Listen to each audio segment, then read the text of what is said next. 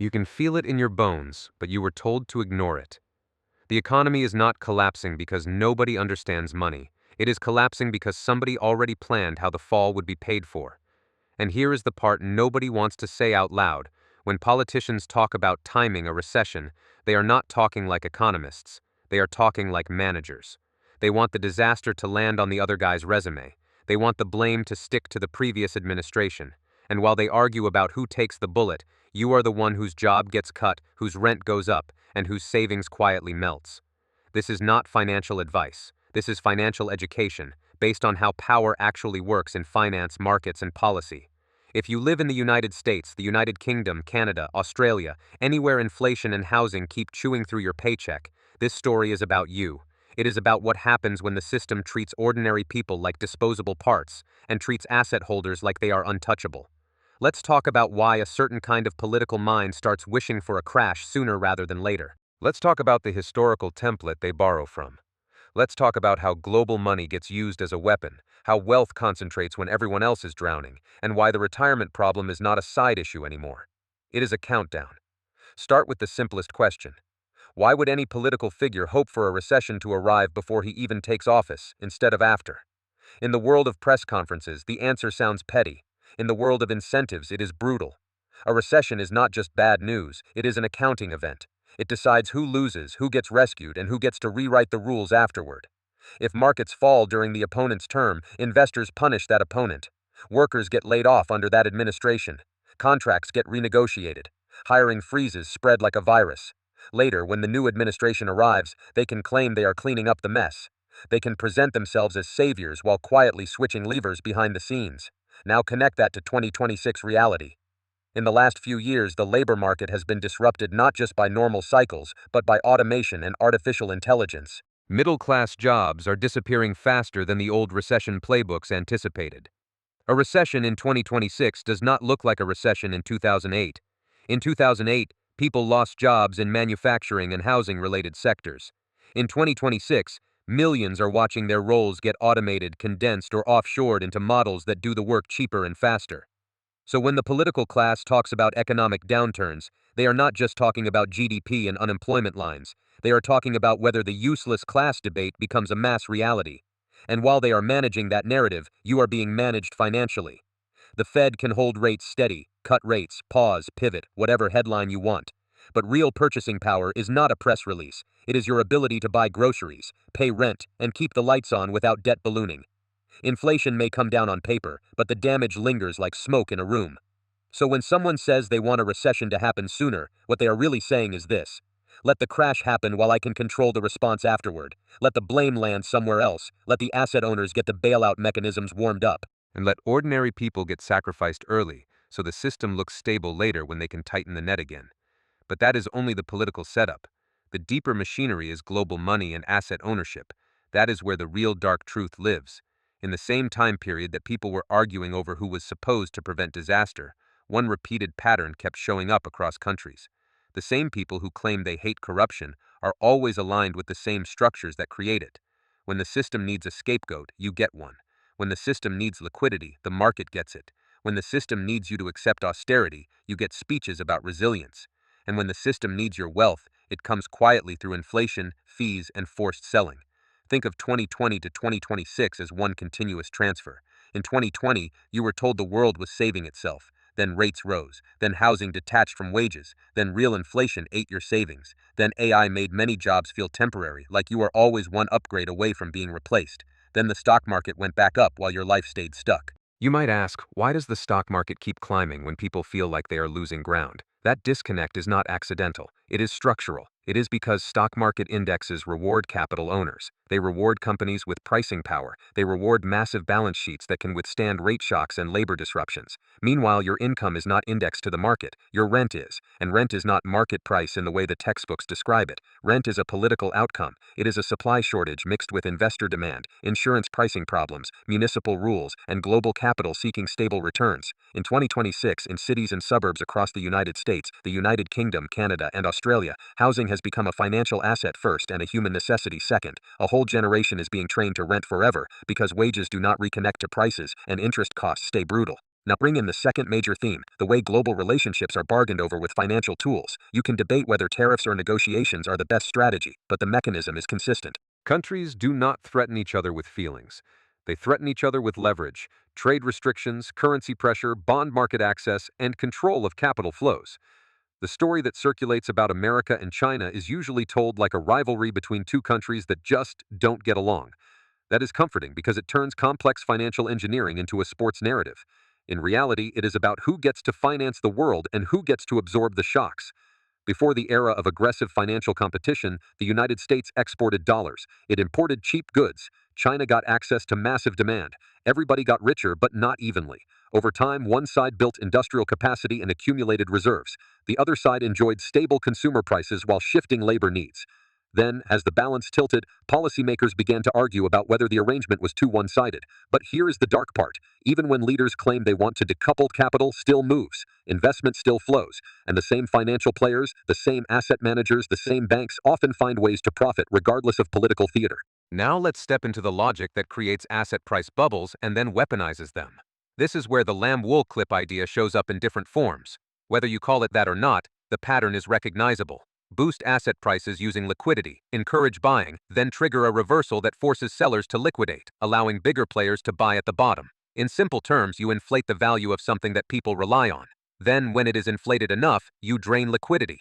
When prices collapse, the people who had leveraged positions get crushed first. They get liquidated, not because they deserved it, but because leverage is designed to magnify survival risk. This is not only something that happens inside one country, it can happen through global capital flows. When international money enters a country, it changes exchange rates, it affects domestic credit conditions, and it pressures asset markets. When that money reverses, the outflow can force rapid repricing. That is how financial stress spreads quickly across borders without any official war being declared. In 2026, you can see echoes of this process in the way markets react to central bank decisions.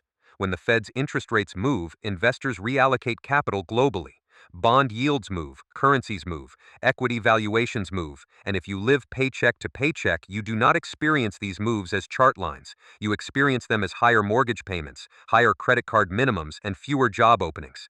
Now look at how the United States tries to manage domestic risk while also pressuring rivals. If the United States can get a rival to hold dollars, to keep buying bonds, to keep financing deficits, then America can keep running the machine. If rival nations start questioning dollar reliance and diversify away from U.S. government debt, America's financing becomes more expensive and more politically constrained. And that brings us to the third theme, the retirement crisis. People keep treating retirement like a personal failing, as if you are late because you did not start an IRA early enough. But the crisis is systemic. Pension underfunding, delayed Social Security eligibility, rising life expectancy, demographic aging, and fragile investment assumptions are all converging. In 2026, the retirement problem is no longer theoretical. It is living in news alerts about underfunded plans, in stories about retirees moving back in with family, and in the quiet panic of people realizing that a 40-year savings plan built on stable assumptions cannot survive a decade of inflation and housing costs. If markets crash, the usual promise is that retirement accounts will recover over time. That promise assumes you can ride out volatility with stable income.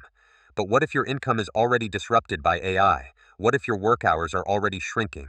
What if the crash hits at the same time the housing market prices you out of stability? Then the just wait plan becomes a form of self-harm, and the people in power know this. They know that during downturns, workers become more desperate.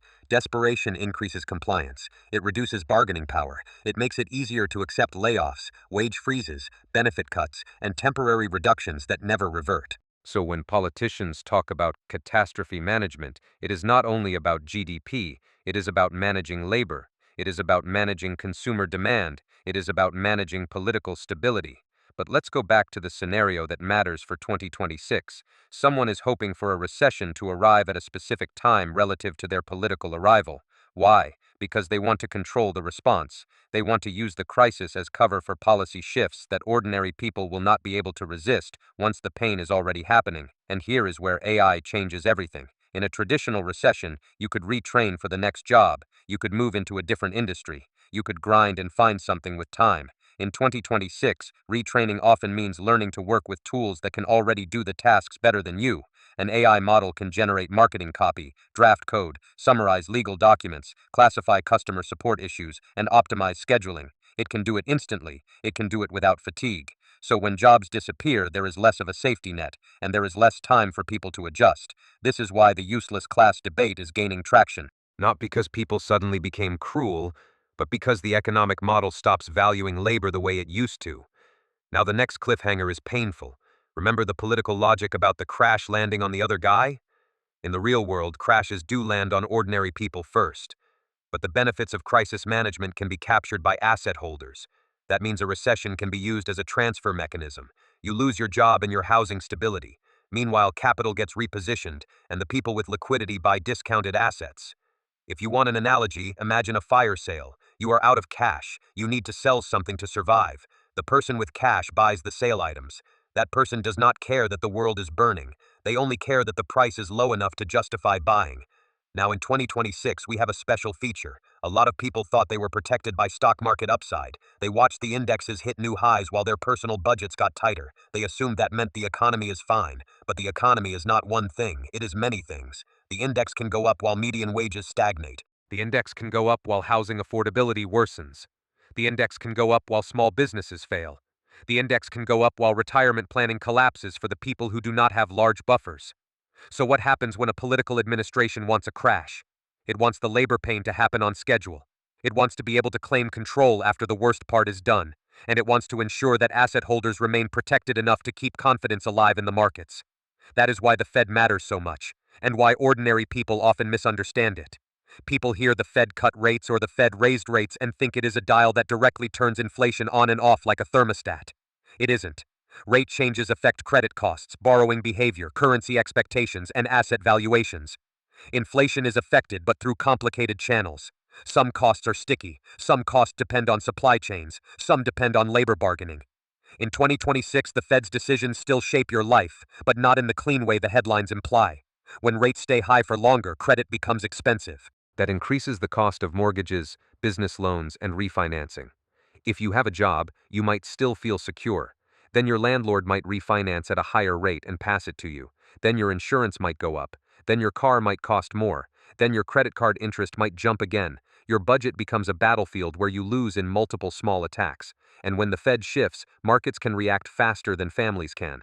The stock market can reprice a future scenario instantly. Your paycheck changes slower. Your lease renews at a fixed rate. Your employer is not a model. It is a human business, with human constraints and human timing. That is why your real purchasing power can fall even when headline inflation looks stable. So if a politician is hoping for a recession, they are also hoping for a specific market response. They want enough pain to force policy acceptance, but not so much that the entire financial system breaks. That is what crisis management is, controlling the level of chaos while capturing the political and economic advantage. Now, the fourth theme is alliances and geopolitical bargaining through finance. People imagine wars as tanks and speeches. But in the modern system, a lot of conflict is financial and regulatory. It happens through tariffs, export controls, sanctions, and the ability to access capital markets. In the story you heard, there is the idea of inviting a rival to the table, asking them to participate under specific conditions, and then refusing if the rival rejects. Whether you agree with the details or not, the pattern is real. Great powers try to structure partnerships where the terms favor their security and economic leverage, and here is why this matters for you in 2026. Global trade and financial cooperation are not just abstract diplomacy. They affect supply chains, input costs, and manufacturing location. When relationships tighten, your consumer prices can rise even if domestic policy looks calm. When relationships loosen, jobs can reappear in some industries. When they break, manufacturing gets expensive and layoffs follow. You can also see how the de-dollarization trend plays into this. Even if it is not absolute, the direction matters. When countries ask for more currency flexibility, when they buy less U.S. debt, and when they diversify reserves, the United States faces constraints in how easily it can finance deficits without consequences. That changes the bargaining environment. And now we reach the darkest part. When the system faces constraints, it does not ask nicely for fairness. It applies pressure where it hurts least for the winners and most for the losers. If global demand shifts, the cost gets paid somewhere. If the Fed tightens, credit costs rise. If capital flows reverse, asset prices fall. If labor becomes less valuable, wages get compressed. So the question is not whether the system will apply pressure. The question is where it applies pressure and who gets to escape. In 2008, the financial system nearly broke. The response involved stabilizing banks and markets with emergency liquidity. Many people got the message that financial institutions were too important to fail, but people did not always get the same message about workers being too important to lose. In 2026, the system is more advanced at protecting capital and more sophisticated at shifting pain. It can do it through pricing mechanisms like inflation and housing costs. It can do it through automation that reduces hiring. It can do it through portfolio rebalancing that lifts indexes while leaving households behind. And it can do it through political timing, the thing we started with. Here is a micro story to make it real. Picture a nurse named David. He is 32, he works nights, he has health insurance through his employer. He thought the job was stable because people always need nurses. Then a hospital chain starts cutting costs. They hire fewer nurses and increase patient loads. They invest in software that triages cases faster. It reduces some admin work. It also helps management run leaner. David picks up more shifts to maintain income. Then his rent rises because landlords refinance. He tries to save, but inflation hits grocery bills and car insurance. One month he delays car repairs. The next month the repair finally comes due. David does not have market exposure in the way investors do. He has exposure through his daily cash flow. Now imagine that same period also includes market volatility and political threats of tariffs and recession timing. David will not care about who wants a crash in 2024 or 2025. He cares whether the hospital keeps staffing levels stable. He cares whether he can afford a stable home base. He cares whether a recession becomes a hiring freeze. And here is the cruel twist. Even if the stock market recovers, David still needs recovery in his life. Markets recovering does not rehire lost nurses automatically. Housing prices do not fall because